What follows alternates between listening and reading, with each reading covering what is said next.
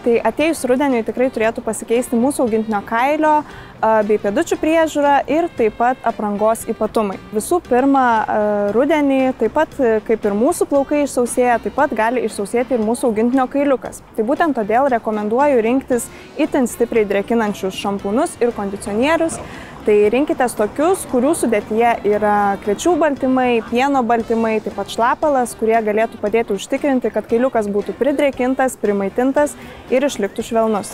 Tai atėjus rudeniui taip pat galime pastebėti, kad augintinio pėdutės tapo šiurkštesnės, grįžęs namo jis jas labiau laižosi. Tai taip nutinka todėl, kad vasarą mūsų augintinis vaikšto įkaitusiais ir aštriais paviršiais, na, o rudenį paviršiai tampa drėgni, pasikeičia temperatūra, tampa šaltesnis oras, tai būtent todėl pėdutės išsausėja, jos gali pradėti trukinėti, o tose įtrukimuose, žinome, gali pradėti kauptis bakterijos.